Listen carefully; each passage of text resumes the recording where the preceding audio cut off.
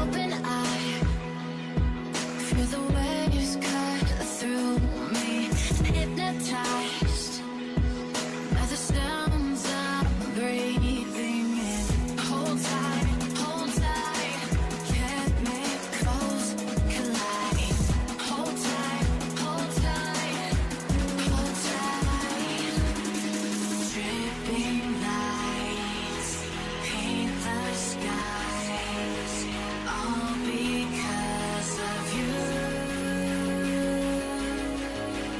Dripping lights paint the skies, only you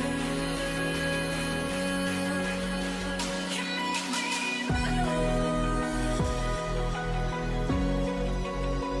Can make me move. Can make me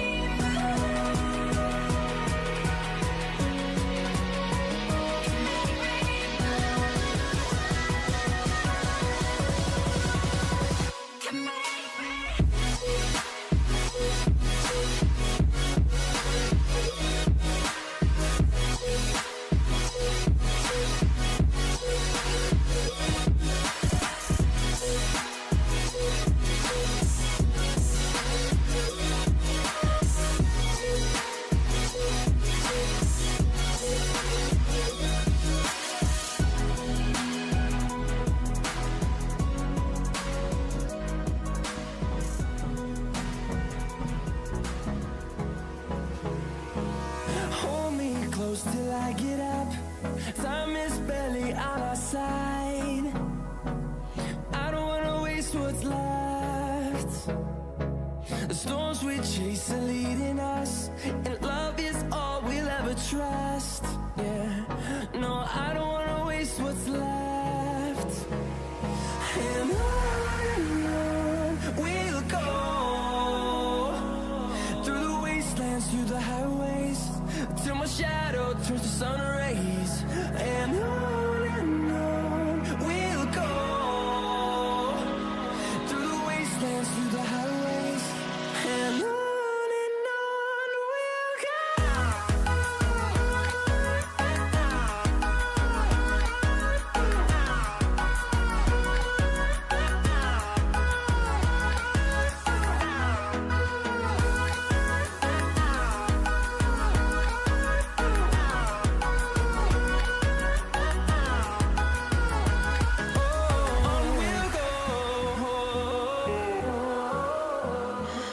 What does perfect even mean?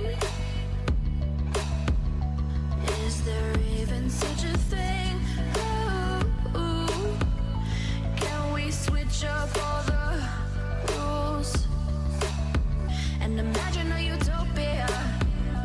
Darling, I'm just so fed up with these expectations. They keep weighing me down.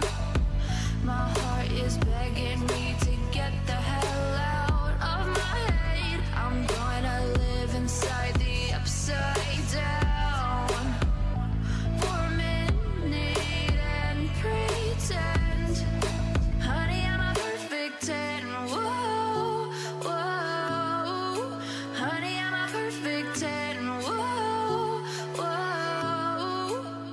And if I say it enough, it gets ingrained in my head, and I start to see, honey, I'm a perfect 10. Honey, I'm a perfect 10. Whoa, honey, I'm a perfect 10.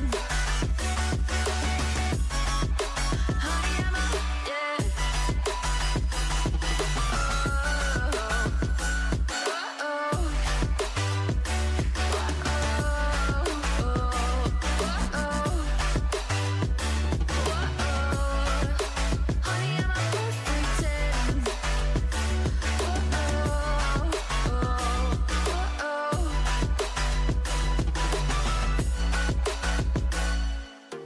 I'm on my own, broken and alone. I feel the rain crashing down all around this empty town. I'm searching for the lost and found. but you don't care. You're unaware. Keep moving.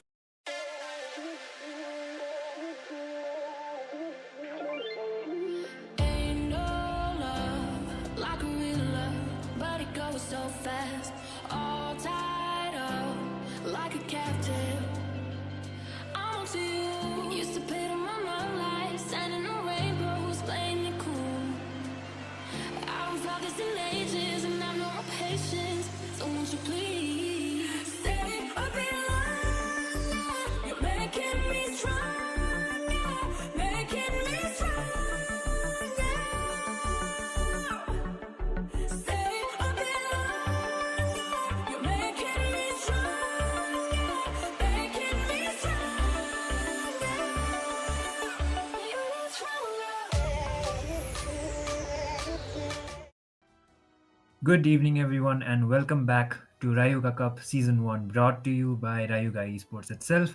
And for today, we will be having the lower bracket quarterfinals, and it is going to be between Team Yama International taking on Team Darwin's game. So, Yama International did fought their way here, so did Darwin's game, and Darwin's game are actually, one of the teams, one of the oldest teams to be fair, and they have been making a comeback onto this tournament.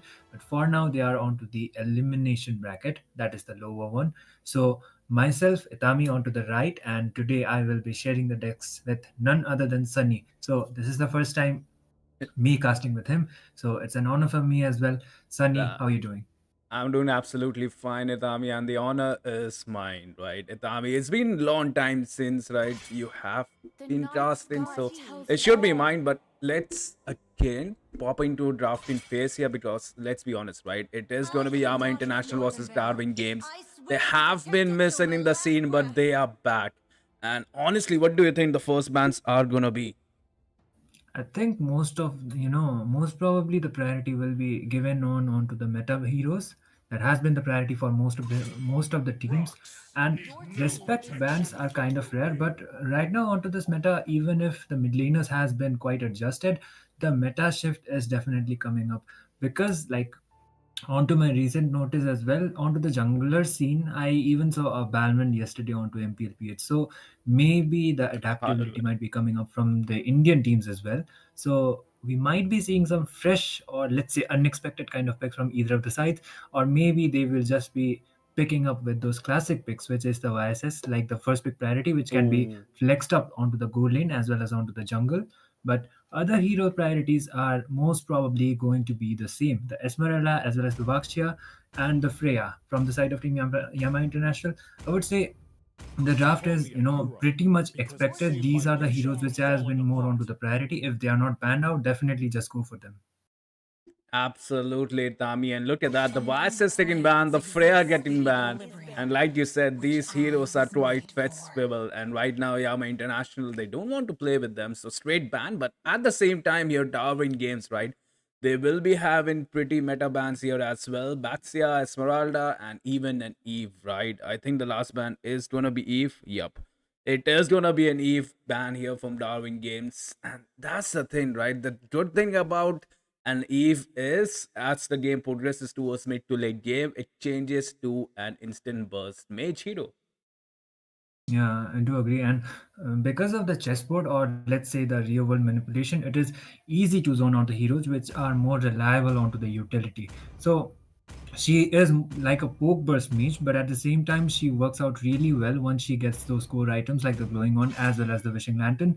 So, which could have been quite of a priority here, but for this game, she is banned out, and the Kalia is also going to Mhm. be onto the follow up. So, the first pick priority, a lot of heroes are still open. I think EXP could Oh, be one of the priorities as well, but Sora is actually open out here. So, there is a slight chance that we might be seeing up a Sora EXP, but instead, if you are going up against a Zoshin. utility, Jushin is going to be the safer choice, let's say.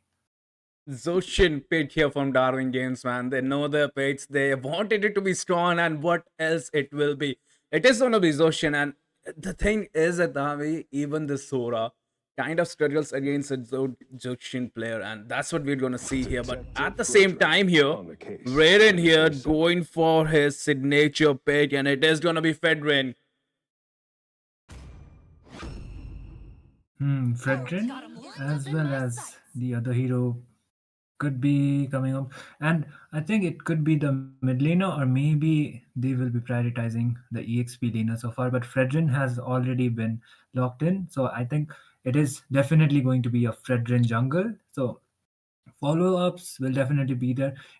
By far Mm-hmm. onto the tournaments, at least I haven't seen a Minotaur getting a priority pick so far. So Mm-hmm. which might be one of the reasons why is because Minotaur doesn't work out really well onto the tournament lineup compared to how well he does onto the rank games. So instead of the EXP or something else, the mid lane has been prioritized, and it is going to be the Kimmy. So Kimmy, once she gets the concentrated as well as the Sky Piercer, she can go out with the pokings, but it depends upon how well you are able to position yourself, especially you are going up against a Grok as well as a Leo mode. Ooh.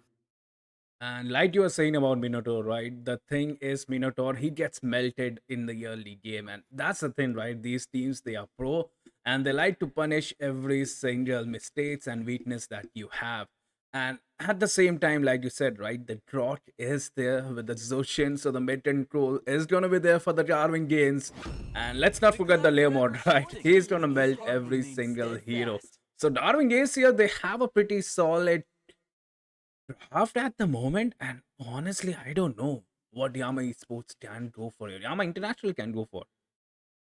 Yeah, maybe they will be prioritizing out a rumor, or maybe just they will go out for the Sora like we were expecting out before. But I would say the Sora right now might be a safer choice because Sora, I think the natural counter for the Sora onto the EXP lane could even be a Valentina if she is going to be building out full utility, or let's say a full fighter build, which is more reliable onto the defensive strat. So that could be one of the picks from the side of Team Darwin's, or maybe they will just be going out for a frontliner instead, a beefy frontliner, which could be a Yuzhong or maybe a Lapu Lapu. There are equal kind of matchups against him, but the one thing that makes out Sora Hmm. really special is because of the Cloud Form ultimate you can use out. It can be used out for the crowd control, so the instant engagements could be done with the flicker combo. Exactly, the insane sets that the Sora can provide can change the tide of the battle. And honestly, for me, I wouldn't be looking out for that. But at the same time, if you look at the banning here, the second banning phase, it is going to be Alice, it is going to be Khalid. The two heroes that excel in sustain and port, right? And honestly, Alice pick here kind of works out in their favor, right? Because Yama International right now, they don't have that burst damage here. And Alice in the late game can sustain every single thing. Yeah, I agree with that. And because of the ultimate as well, she can do out the setups, which is Oh, required yes. for the side of Team DG. But unfortunately for this game, Alice is banned out, and they have actually read it out as well. Because if they had the Alice, they can directly go out for the zonings once she gets the ultimate, and it could have been quite easier when it came out onto taking out the neutral objectives like the turtle or the lord. So going on onto the safer side, just ban out the Alice, followed by the R Lord 2. R Lord EXP, you know, under TXP, in my opinion, is kind of situational, but if there is an excellent kind of a user and it works out really well with the team fight composition, you can definitely go out for the R-Dot because those final slash plays can actually come up quite on clutch. It's the sets, man. The sets are the dangerous thing, and these teams they like to perform that sets, right? So the alert ban is on point as well. You want to protect your squishy heroes, and at the same time, the last ban, I think it is going to be a gotcha coming here from Darwin Games, so they don't want that AOGs onto them, and I don't know. Uh, Still, Yama International, they are looking a little squishy at the moment, right? The main damage Yeah. dealers, they are going for that sustained damage, like continuous damage, but they might get burst down. They might get zone out, right? Because the Rock and Zushin is right there. And what will they go for the counter? And it is going to be a carry. So, yeah, the squishy lineup does become more squishier here, but right, it is going to be carry, right? The carry does provide the true damage. It will melt every single thing that Darwin games have. But the real question right now with Army is will Yama International reach that point?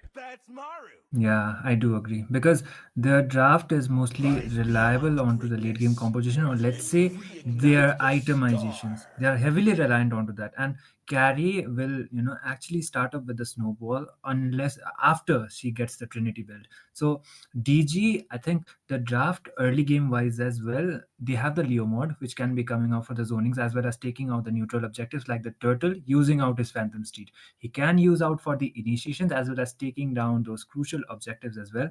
So their draft is pretty much balanced. It's only going to be the rumor that is going to be finalized from the side of Team Yama Esports now. So frontliner wise, yeah, Fredrin can actually soak up quite of a damage, but he will be requiring some defensive items as well.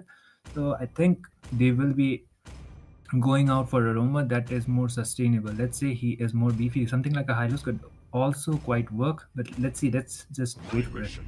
Absolutely, and honestly, Tommy, you predicted it. It is gonna be in Hylos, but I don't know the Claude, the Dragon, and even the Zuxian, right? They kind of meld the Hylos in the early game, so it might be a bit risky here from Yama International. But that's the draft right there, Idami. And if you have to choose one of those, who will you favor non-biasly? I would say DG when it comes out taking out onto the neutral objectives because of how their draft is, and they're not heavily reliant onto the itemizations. They do have the heroes which can go out for the late as well. Once they get those items, they will be able to keep up with that too. But Yama International, if they focus solely onto the objectives and if they just focus solely onto getting as much farm as possible before taking up any team fights, then this draft actually could favor them. But in my opinion, if DG goes out for the direct kind of a dive, and if they overextend onto any team fights, then that could be more advantageous for the side of Team Yama International. So it all depends upon how well they execute it onto this game. Perfectly sum up, and honestly, from Yama International, I think they are gonna get that late game because honestly, their gameplay is top notch, and every single time that I've seen them play, right, they have dragged the game to that 18-minute mark. So I won't be surprised if they drag this game to 18-minute mark as well. And that's when their synergy, that's when their composition, that's when their draft especially, shines. So I don't know, Darwin Games, they might be on a timer here. Look at the draft, man, providing the perfect ball. Just making sure he will be, just delaying out the minions. And look at the Jushin already doing that early game poke. Luck was quite low. He just goes back. Maybe he will be forced to recall as well. But okay, the region will do the job. And for now, it's just the neutral objectives getting focused down. And level 4 mark wise, I think Shane would be having more of an advantage onto it, even if the farm is not elite. Look at him. Just there. Oh no, that is the one thing you would avoid. The orange was just going in. But the good thing is the neutral tree kind of got cooked up. So yeah, the farming is still at the same rate here. But that's the thing about drought players, right? They're going to annoy you. They're going to annoy you from minute one. And we just saw it here from Tetsu. I agree. And first blood yet to be drawn, but still Yama International, they are trying to get the level 4 mark as soon as possible. Rustin Cole will be getting quite poked down. I think the lane freezing was quite worth it for James Sunderland, at least for now. And he is trying to get the mark as well as the itemization as soon as possible. Luck will be forced to go back this time, doesn't have the region. So they are not over-committing onto any team fights, and both of the teams just making sure, even if they have that aggressive kind of lineup for the side of Team DG, they're not overextending onto any team fights. The turtle will be coming up onto the next 5 seconds. Absolutely, they want to harass the drought. Leo mod onto the horse here. It is gonna be Luxy on low HP. He gets taken down. The first blood is there, and at the same time, the turtle has spawned. And honestly, right now, they did kind of use a lot of utilities right now. And I think Yama International, they realize that they are trying to cook the turtle here. Zoshin trying to poke, trying to harass. And yeah, the turtle will reset at the moment. Yeah, they're not over-committing onto that as well. And Yama International just lose out their Roma, but still they might be committing with a Glorious Pathway. Doesn't has it yet. The Black Dragon form comes up. There's the initiation. Oh, high loss, but at the same time, the field is clear. Darwin Games will manage to get the first turtle in the game. The perfect zone was there from the Dragon, and at the same time, you have to give it to James Sunderland as well. They lost the turtle, but they are getting the turret gold at the moment. And honestly, 400 gold gap, even if you lose the turtle, is still doable, right? Especially when you have a late game composition.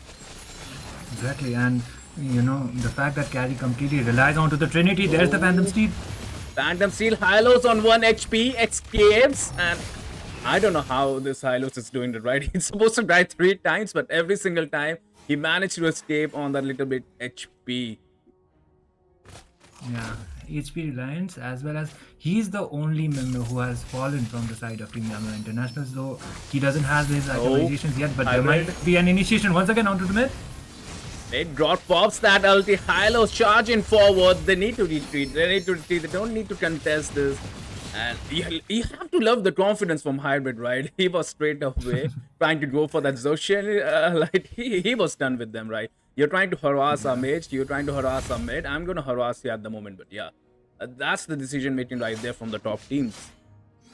Exactly, and you know, he didn't even overcommit onto that. He just lose out his Thunder form and he just decided to go out back. There was the taunt almost coming up from Raren, but it won't be connecting onto the Yuzhong, at least onto Deadly right now. So, neutral objective wise, I think DG are still ahead. They still have slight of a goal lead, but Carry is still maintaining the goal for the side of Team Yama, which is just making sure that Justin Cole needs to keep up onto his farm as well.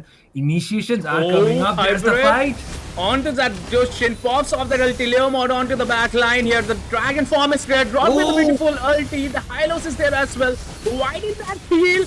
Hybrid still survives. Claude joins the party. Hybrid gets taken down here. Let's see, might be next. The double kill from the dragon is there. The perfect gank here from Rusting Cole changes the tide, and at the same time, the turtle is free here. Darwin Games might be able to get the second turtle as well.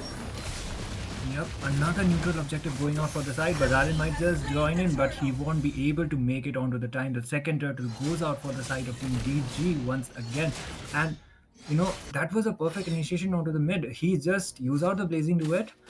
Even if, you know, James Sunderland is getting out the hits onto the gold grab, but there's the Leo mod Phantom on Steed once James. again coming up. He will be the able to carry. escape though. The damage was there though. The carry was on that 50% HP, but yeah, she will manage to survive. But at the same time, bottom lane, we kind of see a little bit of skirmish, but nah. Both the teams, that's the thing, right? The Yama International, they realize their winning condition. The late game is their friend. And at the same time, Darwin Games, they know they have to take the fight here. Ludzi stuck here. The passive is there as well. Rustin Cole, perfect positioning, gets that kill. But no, it is going to be Zushin who gets that kill. Yeah, Rustin is able to land up the hits as well as uses the Blazing Duet just to make sure luck goes down. And Darwin's game, they are maintaining on the lead. So far, it's only 2K, but still, it is definitely worth it. But I think, you know, if you want to take out another neutral objective, that is going to be that carry trying to get him down. There's the Petrify play. Petrify play, Raiden trying to survive, drawn with the beautiful ulti. Rustin Cole gets the kill right there. The mid-lane turret survives, but your Hyper gets taken down. Hybrid trying to perform an outplay here at the moment, but no. The discipline is there. He will go back at the moment. And I'm kind of loving this, right? Darwin Games, they are not focusing onto the carry. They want the mid-lane turret here. They want to engage here as well. The glorious pathway is there. Hybrid onto the back line. It is gonna be Deadly who provide the massive CC. They will get the mid-lane turret. Rusting Cole with the barrage of bullets. Raven joins the fight, but yeah, they will just withdraw back. They will just retreat. They got the mid-lane turret. They got the map presence, but they want more here at Army. They are going for the red buff as well. Tetsuya providing that CC. Hybrid might get taken down. He gets taken down. Ludzi gets taken down as well. They get the middle lane turret. They get the blue buff. They get the 2 people. They might even get the turtle. But meanwhile, Carry gets 2 tier turrets. Yeah, just like that, you know, objective-wise as well, it's actually Team Yama International who has 2 tower advantage compared to the side of Team Darwin's game, but that is going to be another 3rd neutral objectives getting down. The perfect turtle, let's see, for Shane. He gets 3 of them, and they will, you know, some way, some around, they will be able to get the tower Gs as well, but there might be an initiation onto the bot side. Bot side, Hybrid trying to sustain the damage. Darwin Games need that turret, but look at the glorious power they can use up. Rusting Cole poking the turret down here. They really want this turret. The damage is there as well. Hybrid might go down here. The perfect CC for Zoshin was there. Hybrid gets taken down. The turret is standing. Tetsuya providing that 2-man ulti. Claude with a maximum ulti as well. Raiden should go down as well, but now he escapes on 1 HP. But Zoshin She wants the kill. Flicker ulti. Airborne. Ren gets taken down. 2 people down. The Dragon joins the party a little late though. But they will get the second tier turret onto the bot lane. Yeah, of course, because of how well the Jushin was able to zone out 3 of the members, as well as getting a kill onto them was definitely worth it. Rarin just goes in with a taunt. The taunt is there, the redemption arc is there, the slap misses, hybrid onto the back lane, trying to get that vested roll, the shutdown was there, glorious pathway at the moment, deadly, trying to get it melted down here from James Sundal, and the passive, it will connect as well, the shutdown is there, Tetsuo might be next here, the passive is going to be insane, the carry has farm up, and look at that Zoshin being annoying, got 4-man ulti here, changes the game, but at the same time, somehow, Yama International, I can see the winning condition working out, right? The carry was melting every single thing, and if you look at the items here, Itami. Yeah, itemizations as well as look at the gold lead from the carry compared to the Claude. He definitely has the farm and he has almost completed his Trinity. So the damage is definitely showing up. And when it comes out onto the team fights, if the carry is present and if his positioning is correct, I think Yama International still has a chance when it comes out to extended team fights. Absolutely, they just need to buy the time here. Let's see. Getting manhandled and again the perfect wall is there as well, but he sustained every single thing. Claude onto the back line, providing that damage to the hybrid. Hylos gets taken down. Sora might be next. Escape on 1 HP. Raven soaking up the damage. The concealed play is there. James Sunderland inside the turret. Gets the kill. Perfect set provide. Carry gets taken down yet again. We did see a slight shiver of hope here for Yama International right now. Darwin Games. They will be going for the Lord. They want to end this game as soon as possible. As soon as they got the jungler as well as the major damage dealer for the side of Team Yama, they just go out for another neutral. That is going to be the first Lord just going down for this side, and we do have the tower advantage for the side as well. Now the question is how well they are able to sync the lanes will depend, will show how many towers they will be able to get onto this upcoming team fight. Absolutely, that's the main objective of the first Lord, right? You need that map presence, you need that turret advantage, you need that buff as well. And right now, Darwin Games, they have that advantage, and that's the thing. They realize they're winning condition and they want to start a brawl. But look at the Yama International, they will fall back at the same moment. 2 people on the top lane. Raiden trying to chase. The horse is there as well. Strain providing massive damage. Raiden getting melted down here. They need to answer the Lord as well. Dragon onto the back line. Raiden gets taken down. Deadly might be next. It brought with a 3-man ulti yet again. The double kill is there from Raiden. Tetsu gets taken down. And you have to give it to Shane, right? He is sustaining so much. He is providing the damage. And at the same time, Tetsu, the drought, I think he's gonna be the MVP of the match, man. Look at that rusting troll inside the turret. They need to respect the turret here, Darwin Games, but no, they will get the inhibitor turret here. Leo Mod still chasing Shane. He wants that kill. They want that kill on Ludzi, but no. Holy shield gets taken down yet again. It's not looking good for Yama International. Definitely, and for Yama International, they are quite behind when it comes to the farm as well as onto the neutral objectives.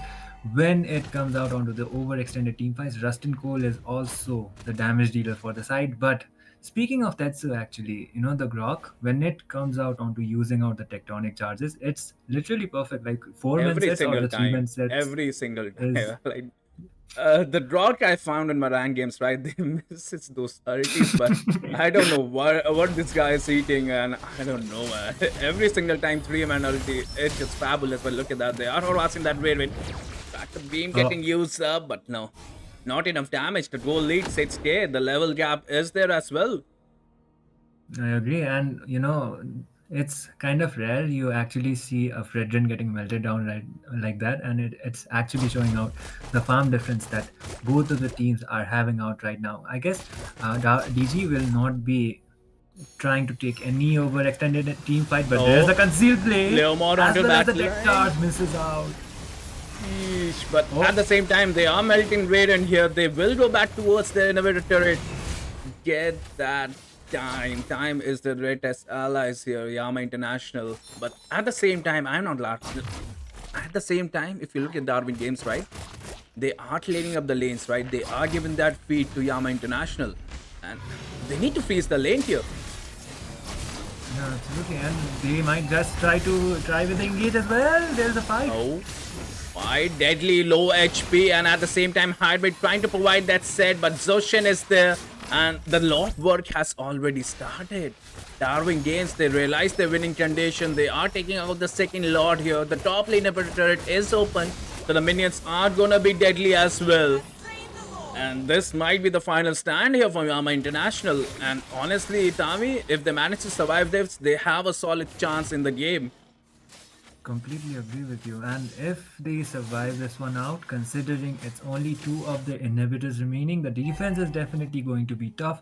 But for the side of Team DG, if they actually want out to just clean it out, then they might just try to mark out James Sunderland onto this fight, especially with the Grok as well as the tech charge.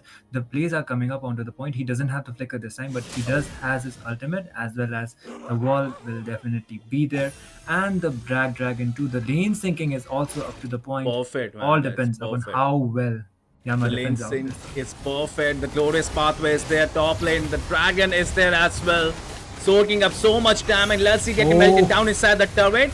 But at the same time, Carry doing work onto the Lord. The Lord gets taken down. All the inventories should go down as well. But honestly, it's the second minion wave that's more dangerous, right? But somehow, okay, Hybrid. But the stun was there as well. That's so 4-man ulti again. And again, but no. Darwin games, they are not looking healthy. And at the moment, Tetsu can go down as well. The damage is insane. It is going to be Hybrid who gets taken down. The glorious pathways there. Carry melting every single thing. James Sunderland here is hunting them at the moment. It is gonna be for 2-1, and Yama International has somehow survived. They did survive out the wave, and as you said, Shane was trying to want engage more. with the Phantom Steed as well. Black Dragon form comes up. They might be trying to defend out the mid tower, and they will be able to do so. But for how long? Let's see, survives. The damage is insane. They want the mid lane. Tetsuo providing a perfect CC, but he gets taken down here. The immortality did pop off. Shane onto that horse. The mid lane, I don't know, might be able to get defended, but at the same time, look at that. The super minions are knocking onto the base. Yeah, that's that. He did traded out his life just to make sure that he will be able to save out the mid tower. So this time there is a strong chance that Yama might actually contest out for the Lord as well. But if they are able to pressure out the minions from the side of Team DG, he might not just try out for the contention, but the defense is definitely going to be tough. Speaking of defense, the second defense was actually pretty good from the side of Team Yama, considering there was only two inhibitors remaining and they got a 2-for-1. So if they were not able to stand out on that one, the game would have been pretty much over. So itemizations wise, it's the carry actually having the most farm compared to all of the members. He already has completed his full build, so it all depends upon how well Yama International comes up with the initiations as well as the fights. But the third Lord is up, and this is going to be the evolved one, much tougher than the before one. That's right, and I don't know, Yama International, I think they want to contest it, but the damage here from Rustin Tool is on point. He is smelting every single thing. Look at that Hylus, he's already half HP before the fight here, but at the same time, Hybrid popping up the damage. 3-man ulti maybe, but no, he gets taken down here. The glorious pathway is there. Yama International are fighting for that win at the moment. They need to secure that carry here. The Lord is onto that 1 HP, deadly onto the back line here. He might get taken down. The damage, will it be enough? It is going to be 2 MM, but no, it is going to be Raiden who gets taken down. Claude onto the back line here. Rustin Cole with a massive damage. Let's see, gets taken down yet again. 5v2. The base is wide open. Last 2 MM standing here, Itami.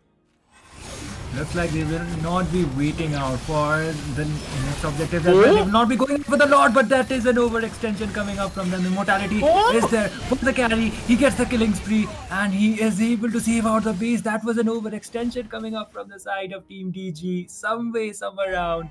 It was the carry as well as the Kimmy who were able to pull up the defense. Absolutely terrific in my opinion. This might be bad. Rustin Cole as well as Deadly just falling down. That's right, James Sunderland gets that 2 kills. The Lord is wide open. And Itam, you want to see a magic? The Lord should get melted down at the moment as well. Hybrid here. I don't know why, but he is getting melted out so early here. But yet again, Garvin Games, they want to contest. Oh, I don't attacking know. They first. want to get that near here. The Battle of the Retribution might be there as well. The Glorious Pathway is there. Draw 3-man ulti yet again. And at the same time, Good. gets Sua. But no, it is going to be Rem who gets the Lord here. It is going to be an Evolved Lord. The Dragon is flying. He wants to get that kill. The Petrified is there as well. This might be bad here. But look at the Dragon getting melted down. The Petrified is there as well. Dragon sustaining so much damage. Hybrid gets taken down. Kimi with the massive damage. James Sundal on 1 HP. Rust and Cole onto the back line. Let's see. Will get melted down as well. Immortality pops up. 5v2 yet again. But the Lord is here as well to defend the base. The base is on 1 HP. The Lord is helping down Tetsuo with the massive damage here. But the minions are there. Rem, he is on 1 HP. Will he survive? He survives. Even the Lord is clearing up the lanes here, but the next batch of minions are here. This is looking dope here. Darwin Games, they will secure the game number 1 here at Rayuga Cup Season 1. They get the game number 1 and they are on to the match point. But Yama International, man, when it came out onto the defense, the carry as well as the Kimi was definitely showing up. James Sunderland as well as Rem was doing the job, but it was kind of unfortunate, let's say, and losing out onto the early phases, let's say losing out onto the early neutral objectives actually was one of the downfall for the side of Team Yama International onto this match, because they were not able to get any neutrals, even if the carry was trading it out with some of the towers. But fortunately for this game, it is Team DG who gets the first one, and they are already onto the match point. I think the draft was pretty much okay from either of the side. It was pretty much balanced, but Darwin's game did a terrific job when it came out onto the early game execution as well as utilizing the draft onto their full potential. That's perfectly sum up. And let's be honest, right? Yama International, they knew their winning condition. They played till their winning condition, but somehow they caught the Lord, right? They were retreating bad, but yeah, the Darwin Games, they realized that we can caught them off guard. The Dragon was there with a perfect 3-man stand. And let's not forget the drought, right? He deserves the MVP.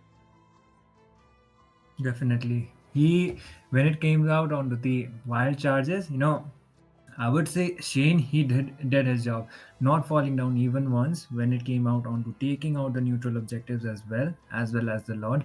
As I would say the retributions was also quite up to the point compared to, let's say, Raren is one of the guys who is known out for his orthodox kind of picks as well as his retribution, but keeping up with him as well as Shane being one of the veterans onto the tournament scenes too. He was a gold laner before and he has switched out onto the jungle, but still he is playing it out onto the way that he is completely excelling onto the jungle point. So perfect execution. Absolutely Yama perfect this time, execution. yeah, Yama this time, I would say this is going to be a do or die onto the second match because this is the lower bracket. So if you are losing out onto this match, you'll be eliminated. Absolutely. They have their back against the wall here, Itami. And honestly, I would be looking out for the draft, right? Because the draft kind of was a little weaker here for Yama International. They were putting all their eggs in the same basket, and that was scary. Carry kind of they carried, but it wasn't enough, right? 2 MMs late game, still they managed to lose. Yeah, I do agree. And even if they had a complete farm, it didn't actually show up that it was mostly the carry and the Kimi who were doing out the major damage, as well as, let's say, when it came out on to taking out the neutral objective, Rarin was coming up a little bit short. Even if he was a Fredrin, he was getting quite melted out when it came out onto the team as the taunt was there up to the point, but still not enough for them to actually win out onto this match. This time, Yama will be taking the left side and DG will be having the right. So this means they will be having the first pick advantage onto that. Will the draft be pretty much similar, or will they go out with a different kind of composition? This time is going to be the main question here. Guided by lantern's light. Absolutely, Tami. But at the same time, the Kalia will get banned here from Yama International and Zushin from Darwin Games. So that's the thing, right? On the first game as well, we saw the Kalia ban, we saw the Zushin ban.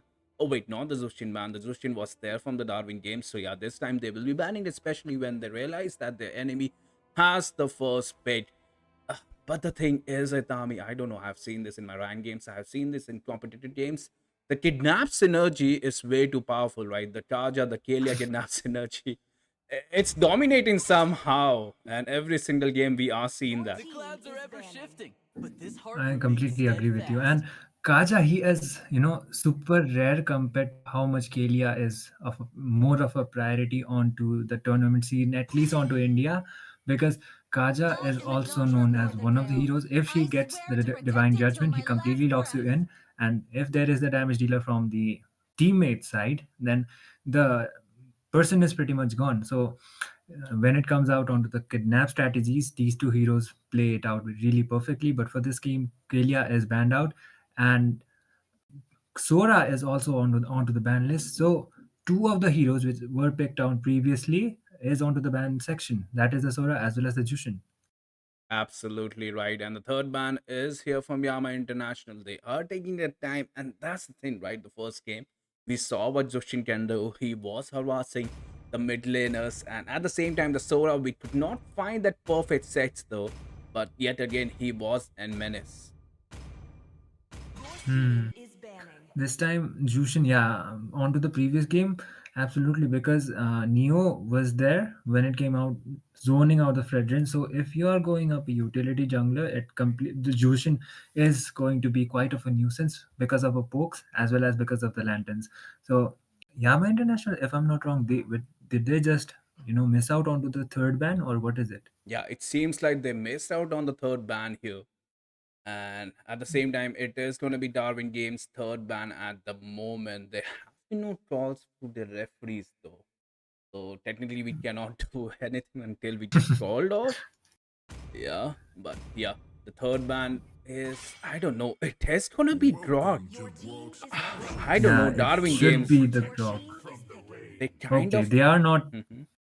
they are not picking out for their side too, and they are just banning out the Grog this time, making sure Yama International also doesn't get the hand onto it. But YSS is open, so I actually would have been, you know, thinking that if Vices could have been a priority Make onto some the side noise of for Team Yama yours International, but truly. Bakshia was also onto the ban section, onto the first game, but this time he's open, so instantly they are locking out the Bakshia, which means DG will be having the two picks chance, and maybe they might be trying to prioritize out Vices, or if they don't, I do see a golden Vices coming out from this Oh, side. Oh, there you the go. voices is there, and I don't know, man. Darwin Games, they provided us such a beautiful game with that Zoshin and with that Rot. And it kind of feels criminal, right? These heroes For getting joy banned here. in But my like you true were saying, love. the biases is there, perfectly predicted. And at the same time, what will Yama International go for? Hmm. The They Lunox. this time Okay, Lunox. They went out for something that would actually burst out the utility kind of a draft, but might have been quite early. The Leo mode is still yet to be picked, or maybe they are just relying on to their comfort zone this time. It might be because, let's be honest, right? This might be their last game. So they are pulling up all the best charts here. And YSS and the CC. What's your opinion about CC first pick, right? I don't know. I CC think it's first onto the pick, comfort too. it's the comfort, right? Because CC, I don't know, they are better heroes, right? They could have gone for the dragon itself. Maybe a Gatot Kacha might actually come off from the side of Team DG2 because CC as well as the Gatot works out perfectly when it comes out onto the execution. CC just using out the curtain call as well as follow up might be coming up with the EOG. Previously, Gatot Kacha was Cloud was the banned, if I'm heaven's not mistaken, mandate. so they My can be going legacy out for the shall combo too, and the endure. Vices is also there. So even if the curtain call comes up, I think they might be okay. That is interesting. I'm seeing Jushin onto the ban section, but yet she is picked. I think that is Hmm. kind of a technical issue or something might That might else be might his be. cousin sister's Asian Okay. right there. Okay. Fair enough. Fair enough. But at the same time, the Claude will get banned here. So I don't know. They banned three of the most, successful heroes in the game. One Darwin games. What is the strategy? I don't know. Are they trying to make a statement right here?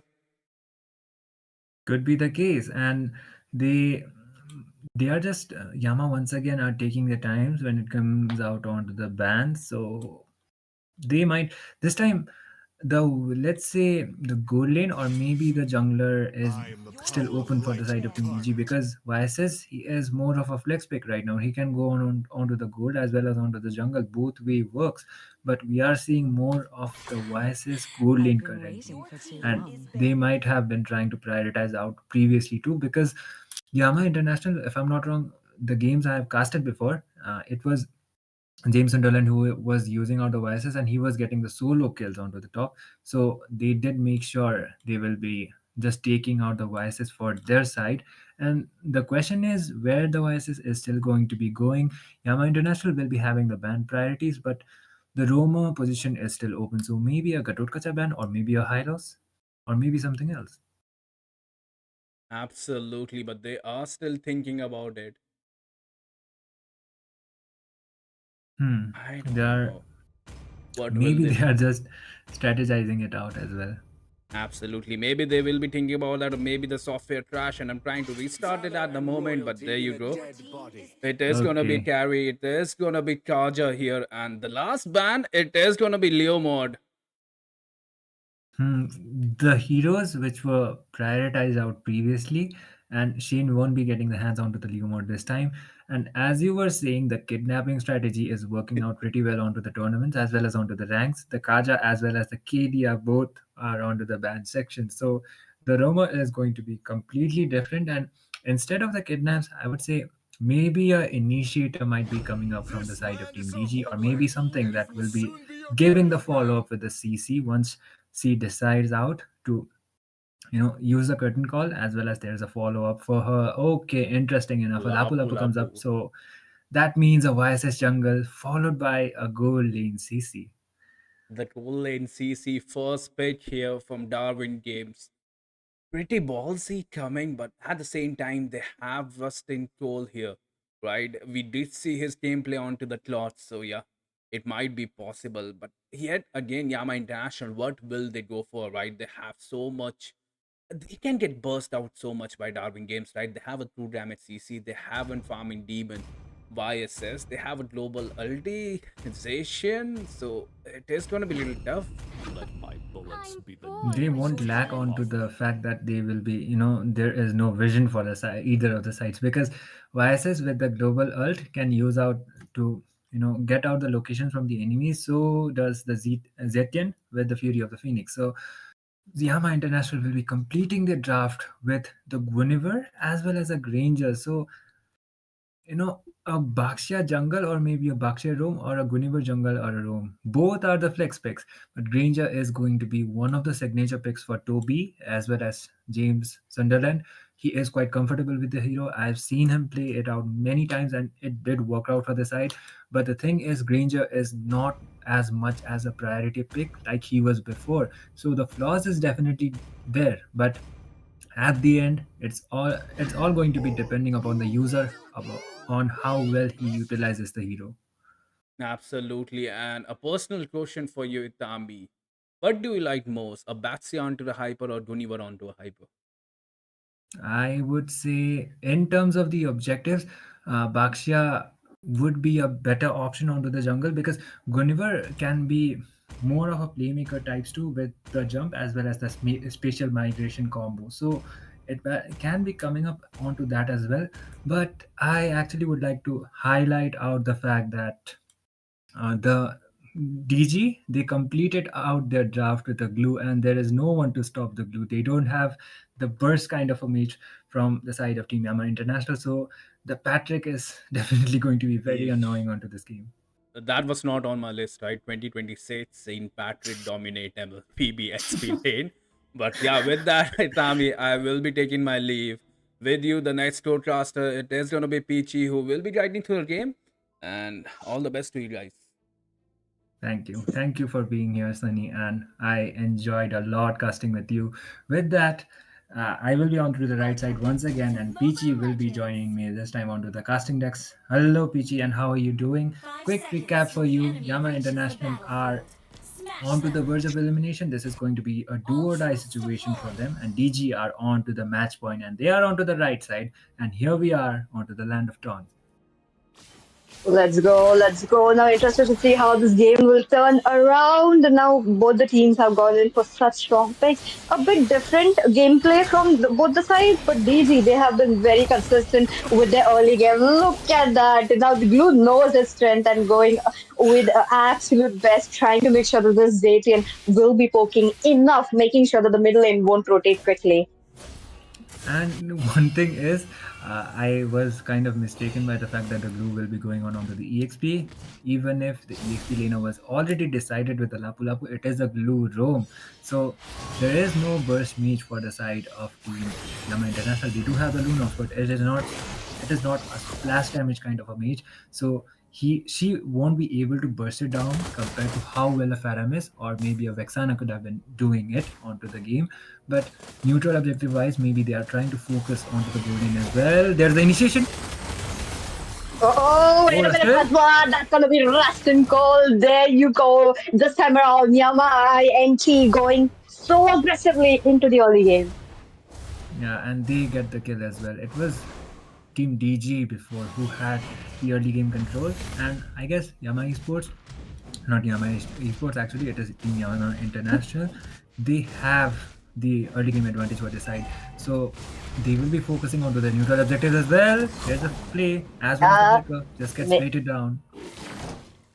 Mid lane, Tetsuya, he just gets his skills baited out a bit. Guinevere onto the roam. I think this is quite flexible. You could go in with the special migration, just trying to make sure to check out the pushes. But as of now, Darwin's game have been very consistent with their objectives. They have been very aggressive right there during the turtle and into the river area as well. Now they are taking in position along with Yama International as well. What is it going to be? Ryan just gets stunned up. There you go. Deadly jumps in. There goes Shane, taking away the turtle. The petrify combo from this usual is just so good, but they will be taking deathly right here. He has to go back. Tetsuya flickering out of the way. Rasin Cole still trying to do, and Shane still trying to pick up some crumbs right there. But wait a minute, is it going to be a kill? Ren right there. Luxy joins up the team fight as well. But Darwin's game, they know they can't extend. Yeah, they are not overextending as well, but Shane is quite goes down with the spatial migration, and that is the Guinevere. That is the Guinevere doing Guinevere things onto the early game. She doesn't have defense items when it comes out to the sustainability, but the damage is definitely going to be there if she goes out for the concentrated energy, or maybe she will just be going out for the curse helmet because she is a roamer. Oh, But no. speaking of roam, as well as onto the gold lane, Rustin Cole was one hit away. The curtain call doing its job. I think his mobility is saving him up as of now, and he has been targeted quite a lot, and that targeting is much needed. You're on the goal lane, you will be targeted. Now, the same goes for James as well. We will be seeing that quite shortly, given the fact that Yama International wants to get the early game into their hand. For now, they are on the right track. Look at that, 3 score into their hands, while the team members going in every single lane aggressively. Now, what are they going to do? Ryan on his comfort hero after so long, because all these days. But okay, top lane hybrid will be taken down. Darwin's game also answer back what Yama International were doing. But coming back to my point, I have been seeing the Bakshia getting banned time to time, and Ryan, I think it's been such a long time on that hero. Yeah, it was banned out onto the first game as well. Rustin Cole just goes back right on time. And speaking of the Bakshia, this time, right, it was open. They decided to go out with the Bakshia first pick, and which is completely justified because it is one of the signature heroes for Raren. But the objective, the neutral objective, let's say, will be taken down from the side of Team DG. The turtle already going down. Raren is able to get it out quite easily. There's the brilliance as well as the flicker. Rim is able to get the kill onto Rustin Cole, but the follow-ups keep coming up. Neo is quite low. He will be able to go back low. Patrick goes in with the skills. Look at that. The beat is there. But Neo, though, that's just too bad. He will be taken down. No flicker on his Arsenal. That means he has to go back. SPLX on the chopping block. That will be a kill into the hands of James. Now Shane and Deadly, what are they going to do? There is a hybrid trying to take down so much turret damage, plus trying to shield so that his team members can jump in. But no, Yama International, they are eyeing the turret as of now. Yeah, they are trying to focus on to the objectives too, and they traded out one tower for the turtle, as well as they were able to find more of an advantage when it came out onto the team fight.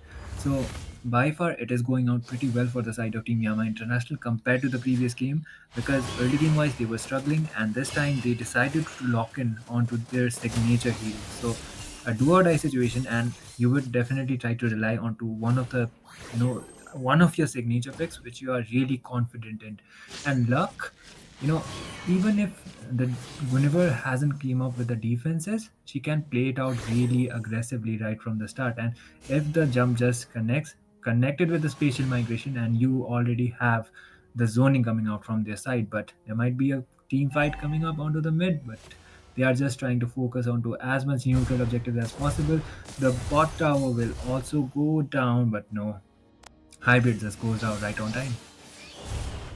Hybrid though, I have been watching him a bit, few minutes right now. He is just all over the map, providing a bit of a support to his team. So that is really playing out very well. But that is quite surprising given the fact that they are not interested on taking down the top lane. So that's going to be a bit of a problem. But wait a minute, Tetsuya though, that catches on to this dragon who pops up his ultimate, just making sure to get out of the harm's way this time around. Yama International with an absolute of the domination into the river area will be taking it down along with the turtle. Now the turrets are into the hands of Darwin game, and the turrets will secure you the game. So Yama International, what's your move?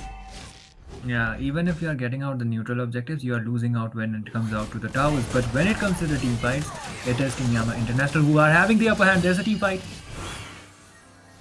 Look at them into the middle lane. This deadly dust stuns up Ren. Deadly though, he does get the spatial migration hybrid.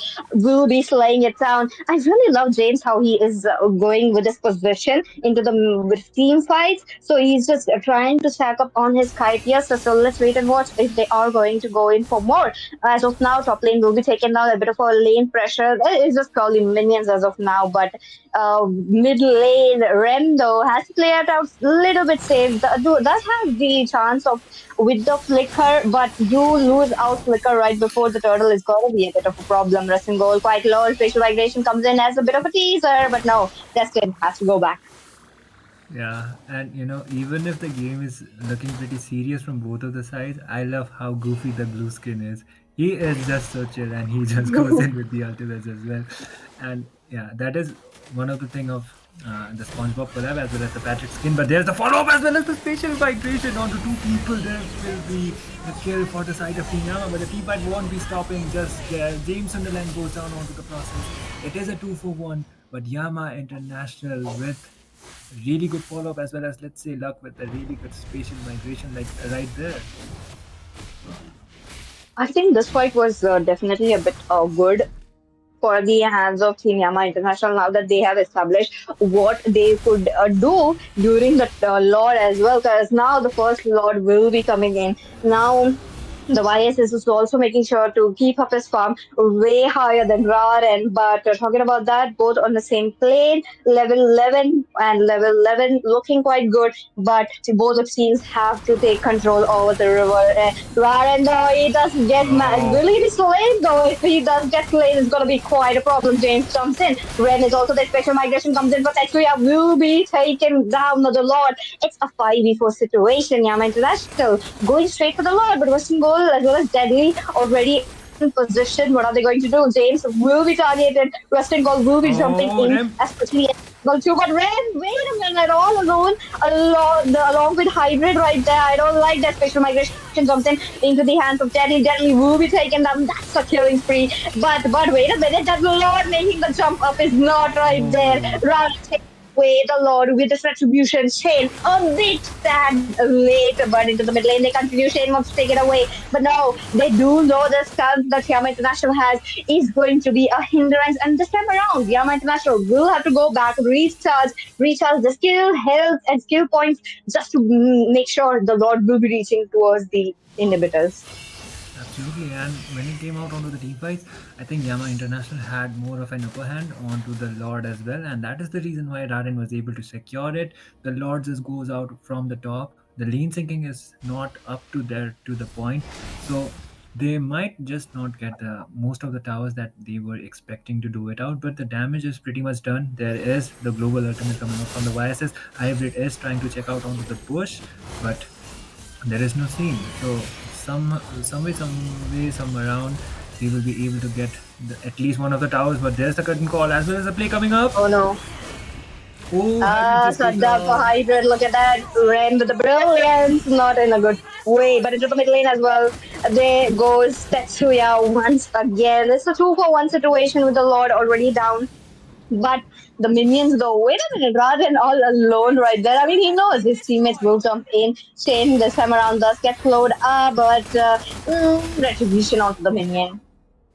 Yeah, they were able to get at least 2 towers with this, but the blue room is not working out as is expected. They just go back, but they are not slowing down just now, and they are just going back.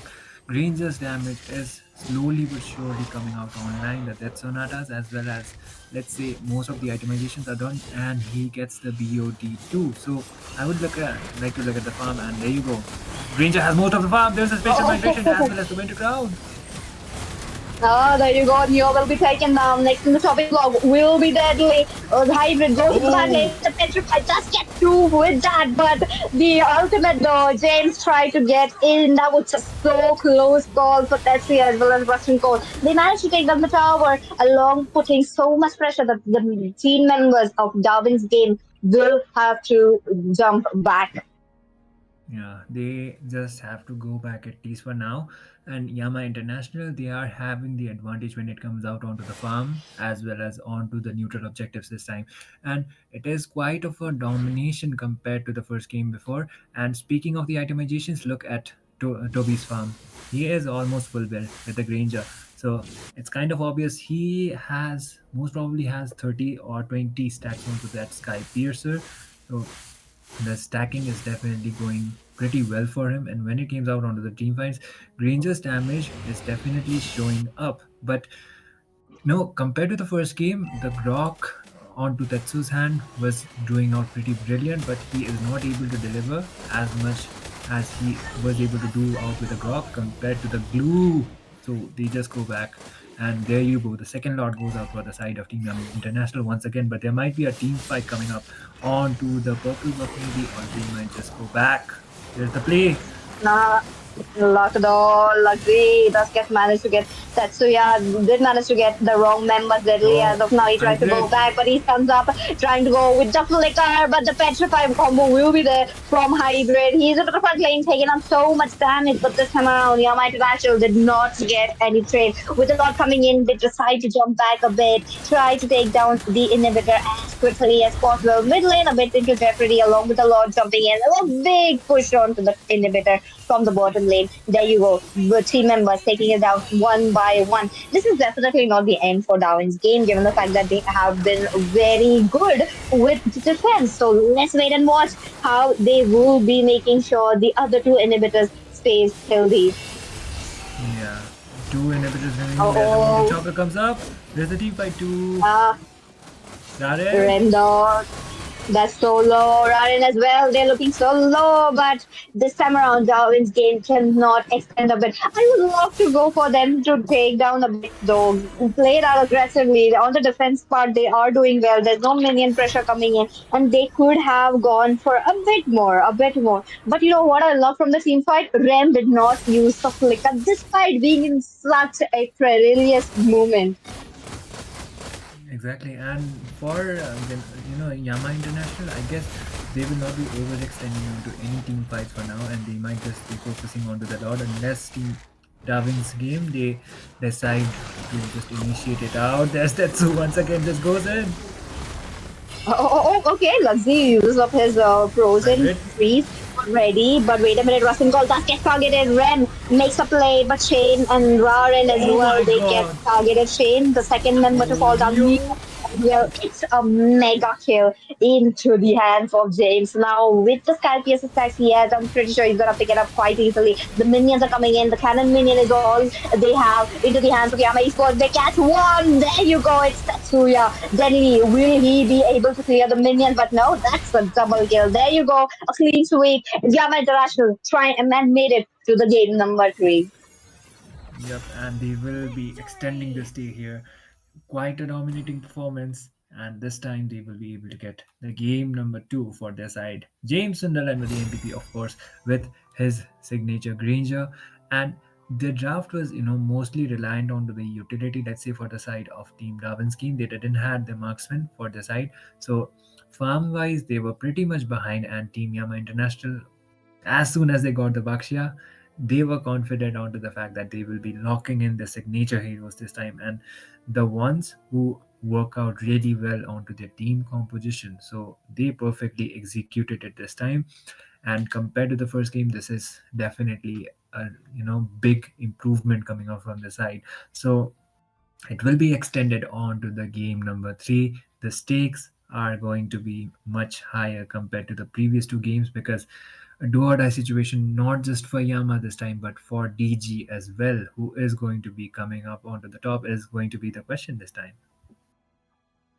That's true. And I think it's just gonna get quite evident that from the first game we saw a Raren's hero pool getting smaller. Second game that was not the case.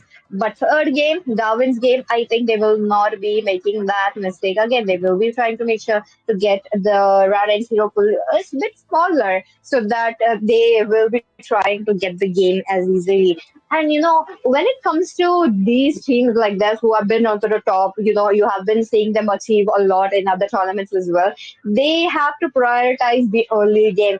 Match number 1, it was Darwin's game who took the early game. They got a smooth sailing. Match number 2, it was Team Yama Esports. And the next match is just about to see. So, what is it going to be? Yeah, whichever team who gets more hands on to their heroes that they are comfortable with are winning out the games as well. And like Sunny said it out before, the kidnap strategy, which might be coming out from either of the sides, the Kalea as well as heroes like the Kaja, might not be getting involved onto this game as well, because Kalea straight onto the last 2 games was onto the ban section. So if she is open, definitely a priority pick for either of the sides. And this time DG will be having the first pick advantage. So it can be a deja vu kind of a situation, like compared to the first game too, because first game they did had the first pick advantage for their side and they were able to get the victory, and second game it was Team Yama International who had the first pick. So how well they are able to ban out most of the signature heroes will will shape out how the game is going to be going on to the game number 3. Butterflies fly by Definitely, the so let's wait bush, and watch. I'm guided by definitely sure lanterns that light. we will be able to see a Baxia getting banned. Along with the Baxia, you do want to see the Guinevere beat onto the Roam, beat onto the roamer like that, or onto the jungler. It's a very popular jungle pick, so definitely you don't want to see that. So I think either of the teams will be going for that, but this time around, no Freya, no Esmeralda, loving that pick, and as expected, the Baxia onto the ban. Yeah, Raren got the first pick onto the Bakshya before, and that was one of the reasons why Yama were able to get more of the objectives out previously. So they are just banning out the Bakshya, not taking any risk. Esmeralda is also onto the ban section. I guess that is one of the signature picks for hybrid too. So they just decided to ban out the Esmeralda here.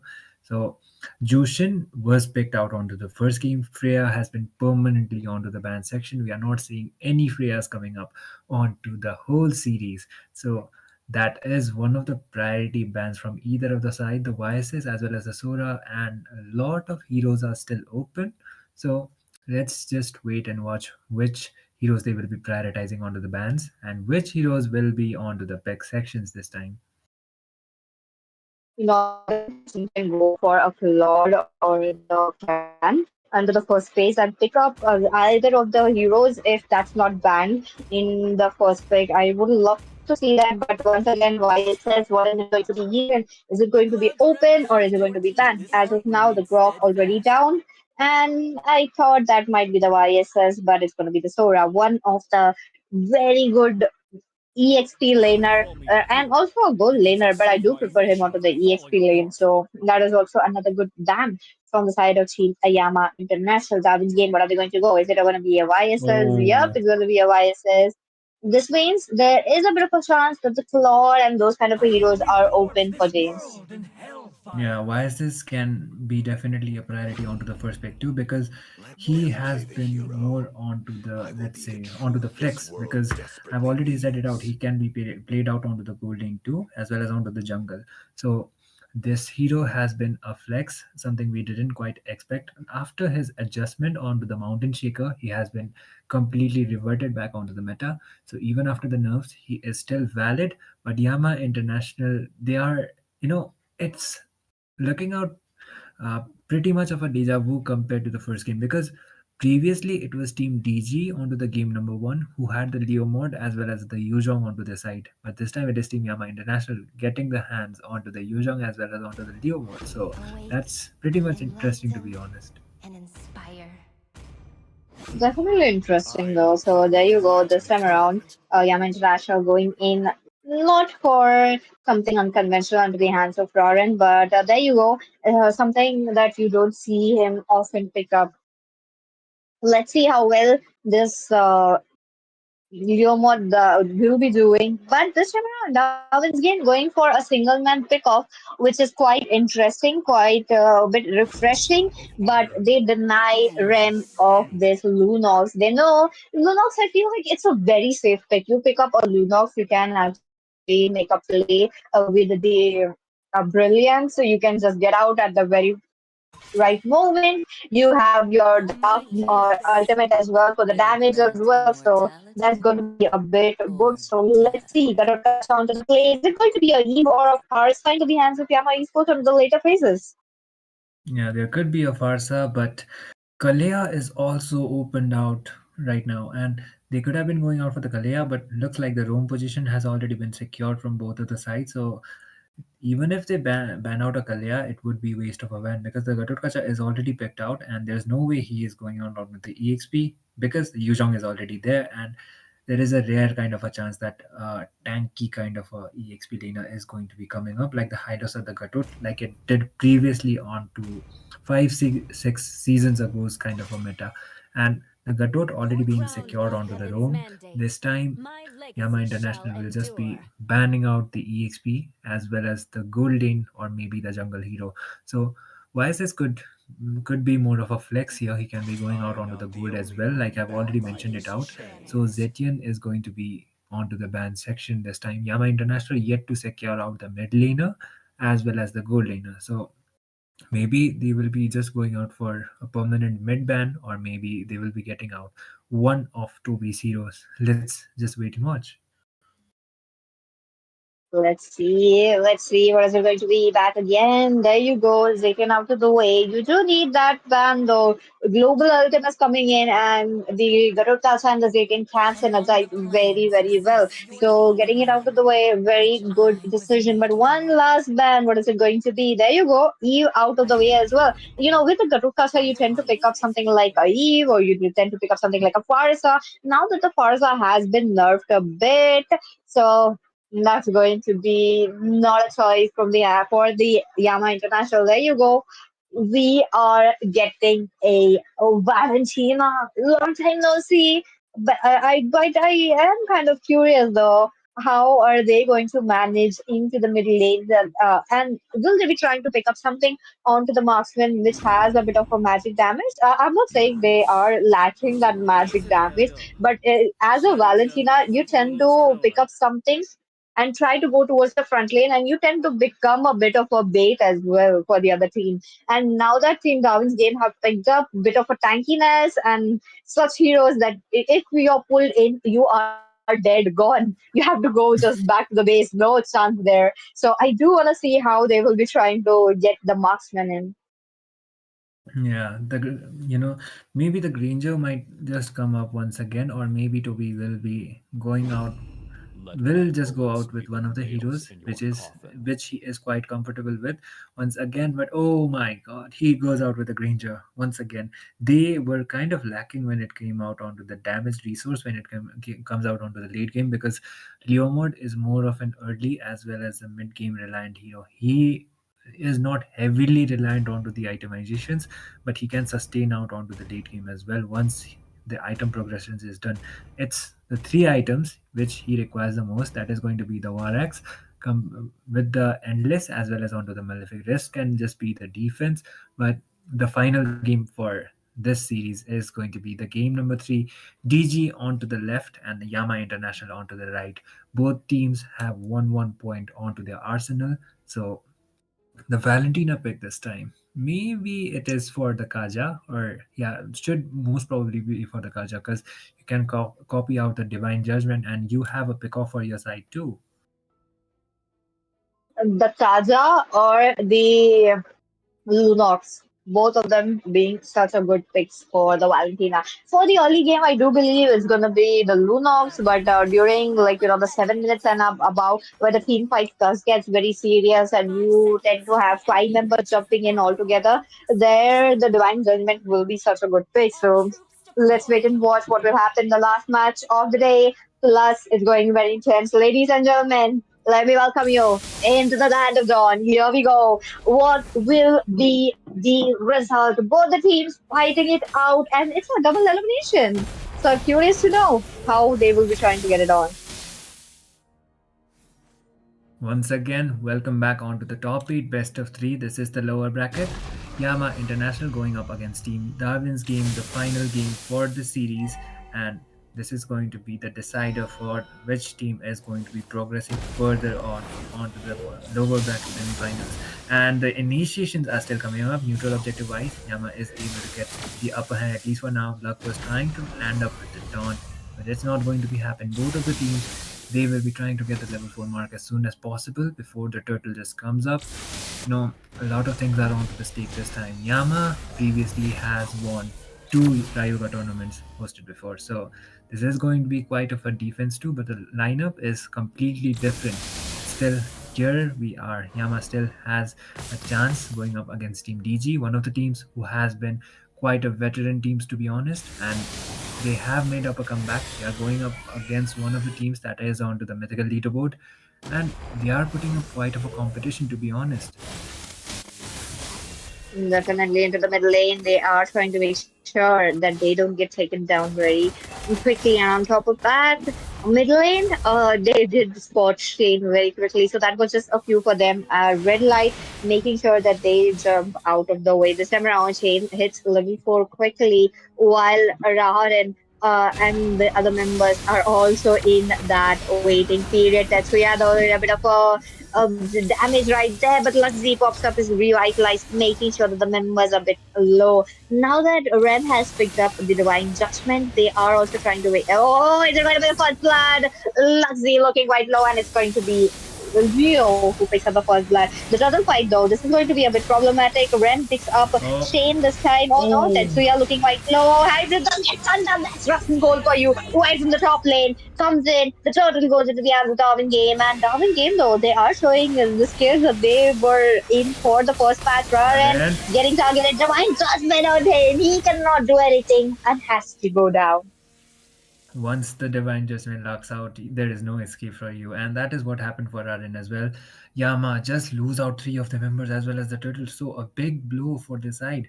And this time, Darwin's game are looking pretty much locked in. Rustin Cole actually just rotated out completely onto the turtle, just connected onto the mountain choker, got the kill, and just went back onto his lane.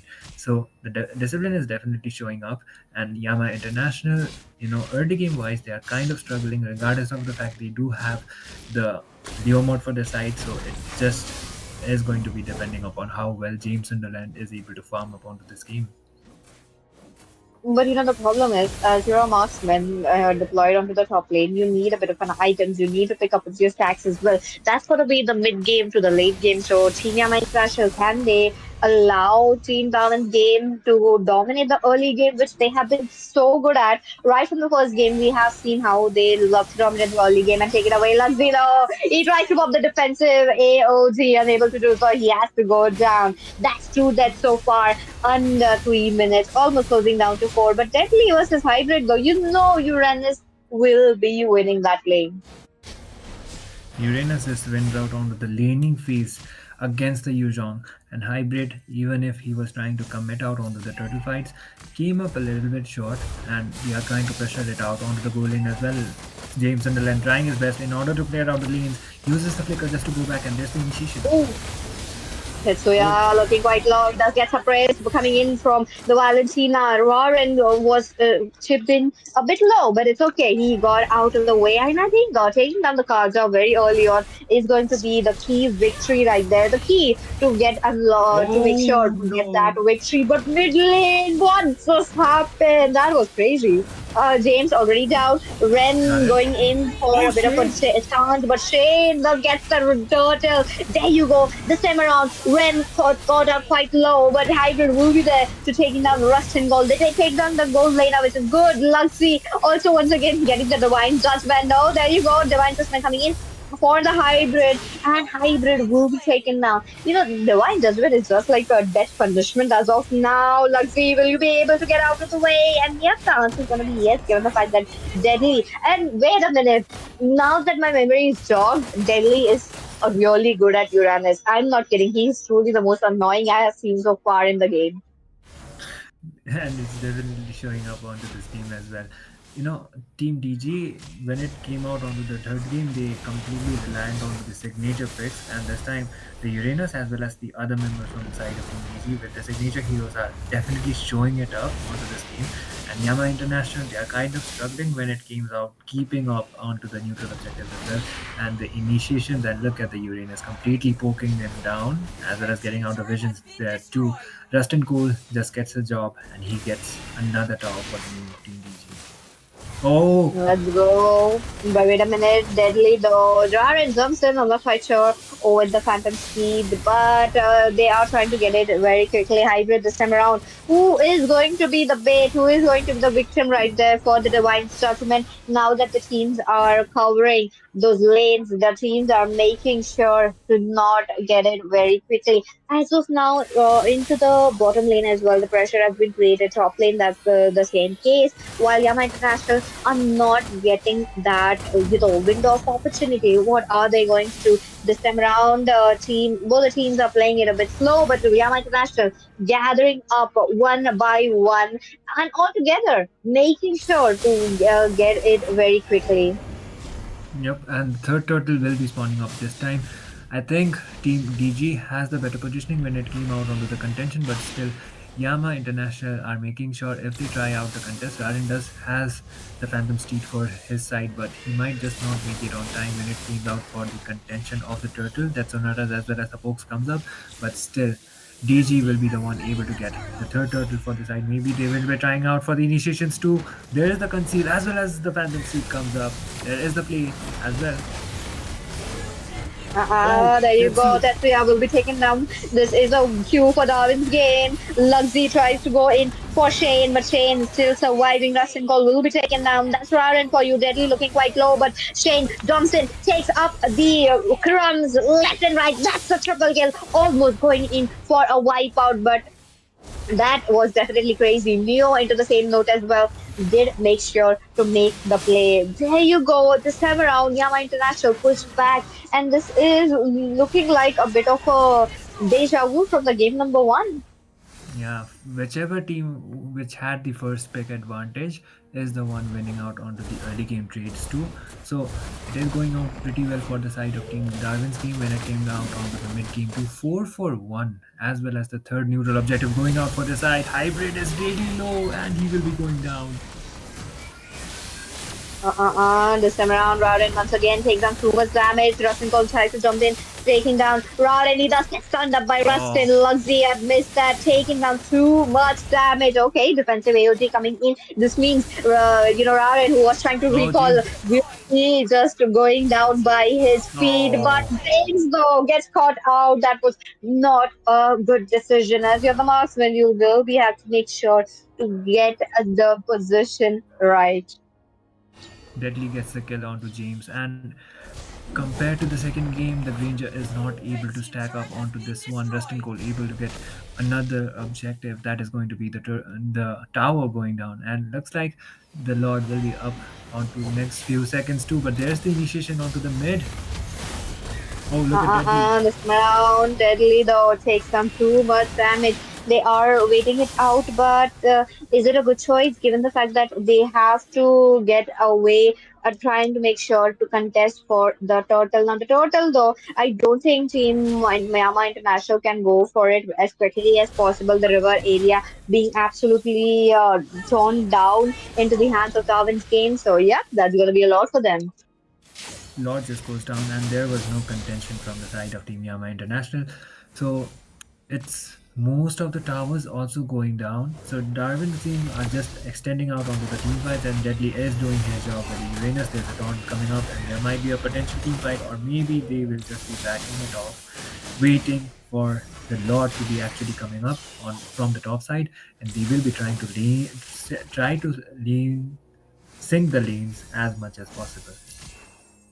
Yep, the synchronization is quite important as of now. That's the first turtle, and Team Darwin Games have put enough pressure. The Holy Shield will be activated now. That's a very good sign. Rem picks up the Divine Judgment as well. What is it going to be? Are they going to take up Darwin's Gate invitation for the fight, or are they going to play defense? So they will be having to play defense again. The fact that you have a lot incoming, but wait a minute, Deadly though into the crystal. He's taking down a bit of damage, trying to regen as quickly as possible. But Team Yama International let the Lord come in. They lost their top lane inhibitor, but the lane did not get synced enough that the mid and the bottom lane will be there. But okay, go with the help of the Holy Oh, Shield. Deadly though, he does get caught out. That's hybrid for you. Rod, and onto the other hand, will be taken down into the hands of Neo. There is a bit of a brilliance, and Luxy also trying to oh take no. down so much damage along with hybrid. That's just a double kill for Neo, who has the Sky Piercer as well. But the damage, though, it's just exponentially riding high.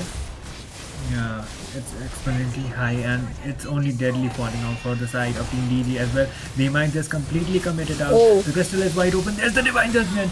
James Sunderland won't be oh, able to survive out this one.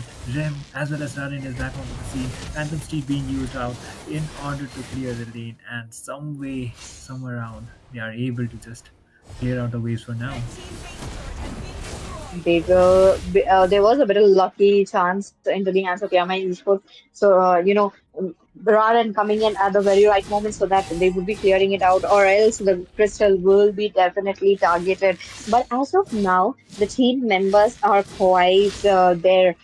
Team members are trying to get the position now onto the second match. James really did a good job on to the Ranger, picked up an MVP as well. But this game, he is getting caught out. I think the problem lies a bit into the hands of the Lunox as well. The Lunox being open, it was just not it. But will they commit on Deadly? I don't think that is a good decision, given the fact that he is just there to take that damage. Absolutely, and for now, Team DG will also be waiting out for the lot to be coming up. It will be coming up onto the next few seconds. Yama International, I don't think they will be trying to contest out for this lot too, because they are way too busy with the lane clearance out there, and that is going to be an uncontested lot. Going out for the side of Team Darwin's game this time without any inhibitor towers remaining for the side of Team Yama International. So it's just a matter of fact as well as a miracle that would actually save out Team Yama International this time, because it's defense is definitely going to be a lot tougher than before. Even if it's not the evolved lord, you don't have the towers by your side. So we did see a defense coming out previously, but will that be the same case or not? We will be seeing up now. I do want to see what will be the outcome, though, given the fact that Gavin's game are trying to close it down with this Lord. There you go. Hybrid comes in there. That he just gets Oh caught up. my god. The AOT, the Neo, though, unstoppable. Take down Rim. Raven looking quite low. Rustin jumps into the for the double kill. And the godlike for Shane and the Crystal getting targeted. There you go. Gavin's game for 2 for 1.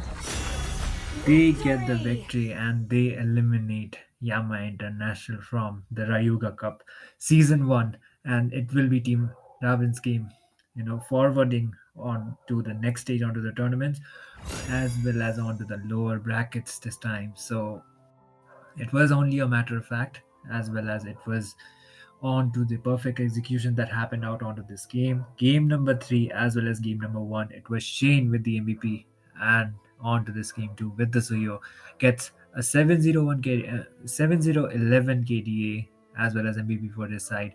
Perfect executions from the side of Team Robin's game compared to the second game, and that was quite of an improvement, and they will be surviving still onto the tournament. Meanwhile, Team Yama International, the lineup was pretty much new, and considering that and everything, they did out fabulous onto the entire series. But it was unfortunate onto the game number three. They got kind of outdrafted. They did rely onto their signature heroes, but the early game advantage was the thing that made sure that Yama International will not be getting out the neutral objectives, and it was just Darwin's game just extending out the lead from then. That's true. That's true. What a game from both of them. But congratulations to Team Darwin game to moving out. But let's look at the damage taken, the damage dealt. Look at that. 30% into the hands of Shane. I do believe that is the highest so far as of now. Yeah, that is going to be the highest. And half of that is in the hands of James. And he got caught out very, very much though. Like the Lunox was able to mark down the battling very easily, despite there being a Gatotkacha. Gatotkacha is known, and this Gatotkacha did show us a very good AOG, but that was just did not work out for them given the fact that Darwin's game had that damage. Definitely, and for this series, that is going to be it. And I think for the number of matches also, that is going to be it as well. So this game, it is going to be going out for the side of Team Darwin's game. Looking at most of the stats, it is Team DG. It's the Suyo with the most damage dealt, and for the side of Team Yama International, it was James Sunderland, of course, with the Granger. He was not able to scale up as much as he did onto the second game.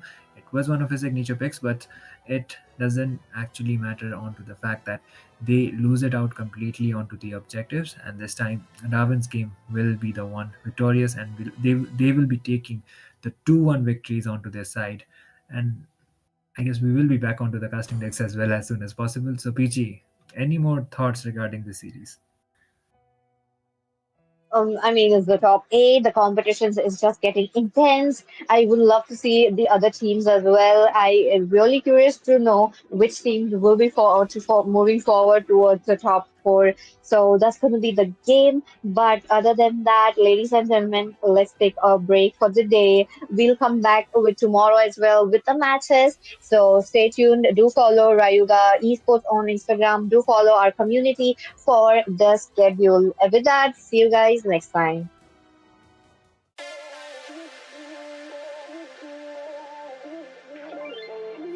Ain't no love like a real love, but it goes so fast. All tied up like a captive. I'm to you. Used to pay to my life, standing on rainbows, playing it cool. I don't felt this in ages, and I've no more patience. So won't you please stay a bit longer? You're making me stronger, making me stronger. Stay a bit longer. You're making me stronger,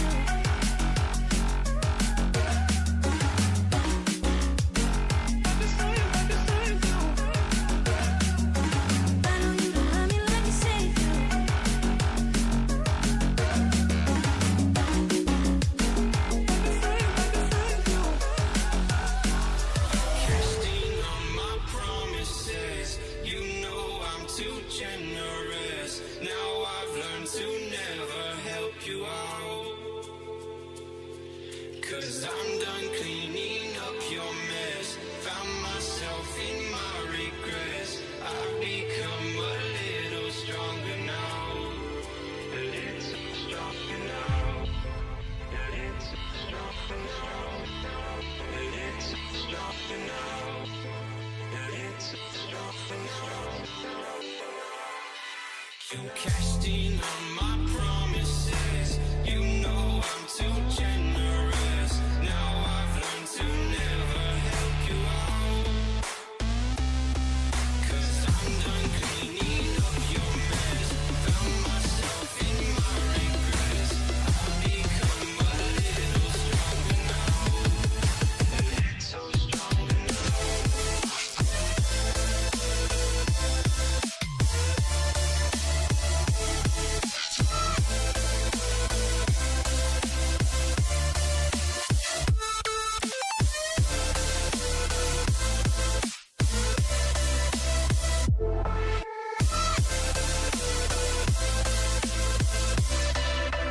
Casting on my promises. You know I'm too generous. Now I've learned to never help you out. 'Cause I'm done cleaning up your mess. Found myself in my regrets. I've become a little stronger now. A little stronger now. Open eye, feel the waves cut through me. Hypnotized by the sounds I'm breathing in. Hold tight, chemicals collide. Hold tight, hold tight, hold tight. Dripping lights paint the skies, all because of you. Dripping lights paint the skies, only you can make me move. Can make me move.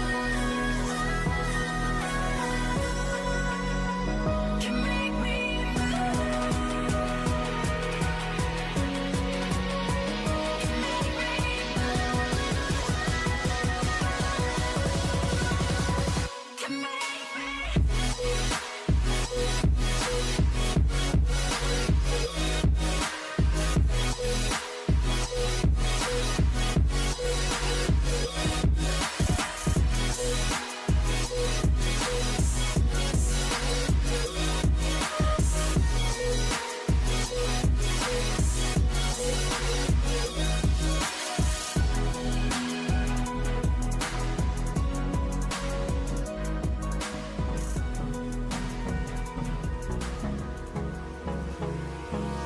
Hold me close till I get up. Time is barely on our side. I don't wanna waste what's left. The storms we chase are leading us, and love is all we'll ever trust. Yeah, no, I don't wanna waste what's left. And on we'll go, through the wastelands, through the highways, till my shadow turns to sun rays. And on we'll go, through the wastelands, through the highways. And on we'll go.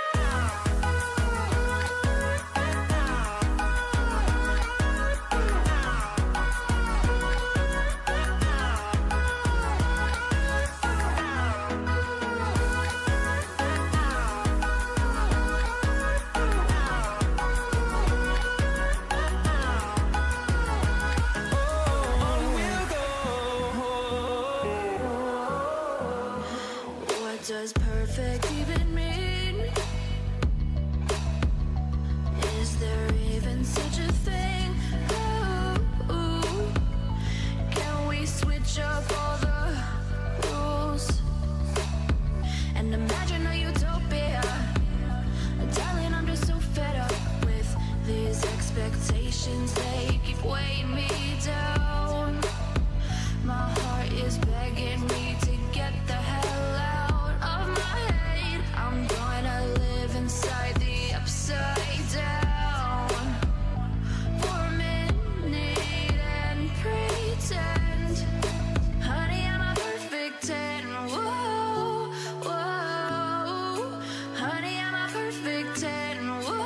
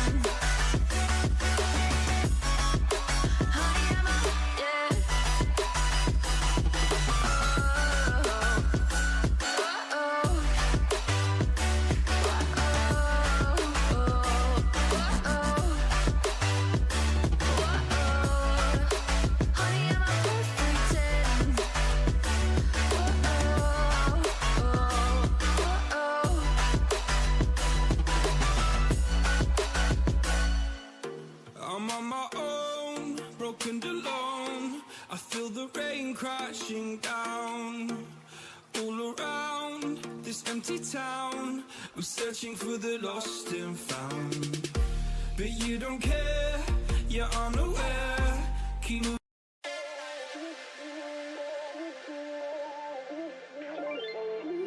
Ain't no love like a real love, but it goes so fast. All tied up like a captive.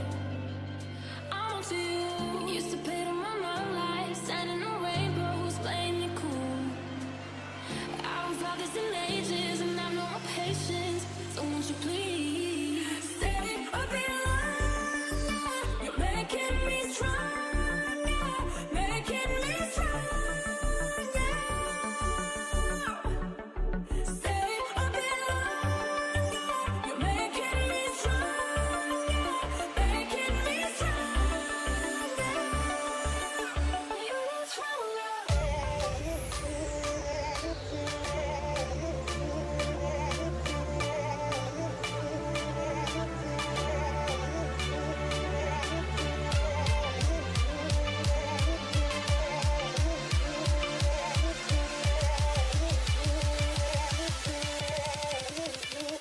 stronger.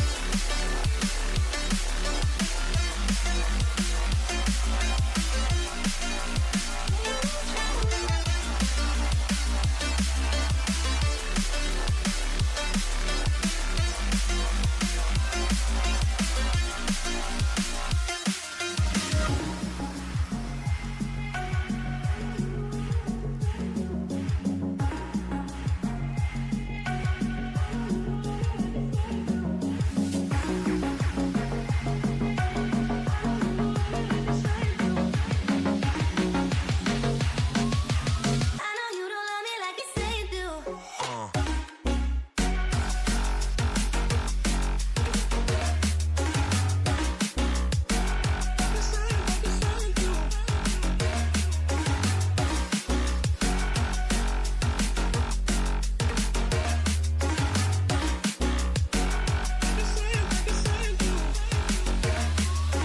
I know you don't love me like you say you do.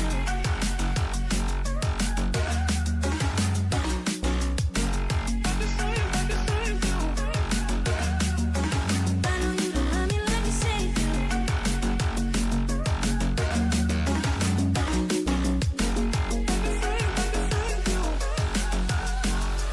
Casting on my promises, you know I'm too generous.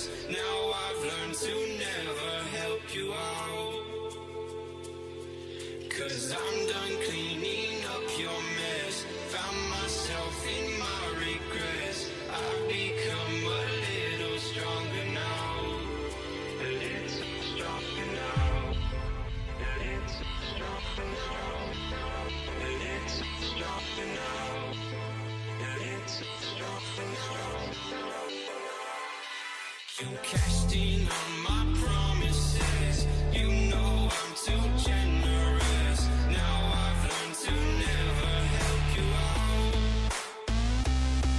'cause I'm done cleaning up your mess. Found myself in my regrets. I've become a little stronger now. A little stronger now.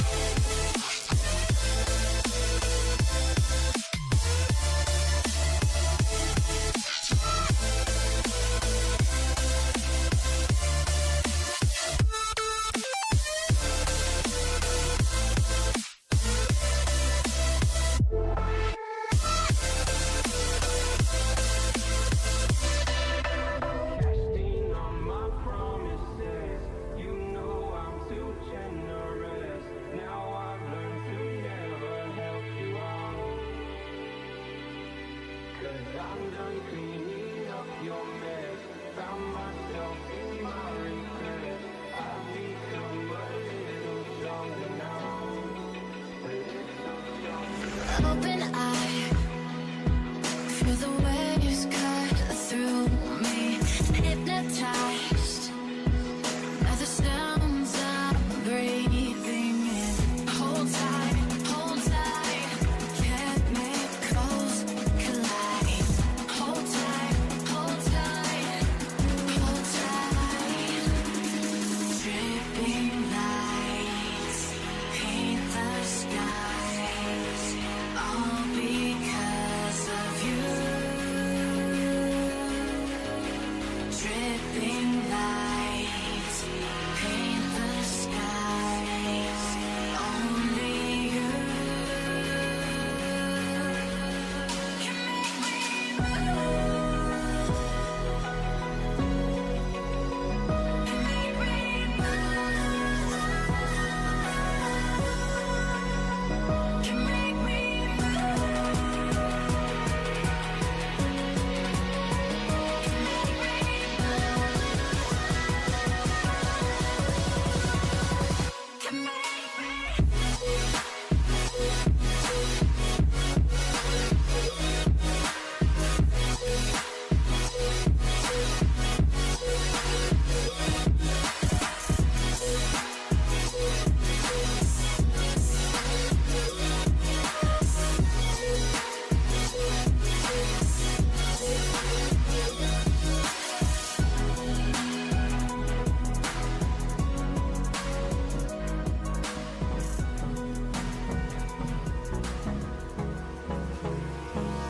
Hold me close till I get up. Time is barely on our side. I don't wanna waste what's left. The storms we chase are leading us, and love is all we'll ever trust. Yeah, no, I don't wanna waste what's left. And on we'll go, through the wastelands, through the highways, till my shadow turns to sun rays.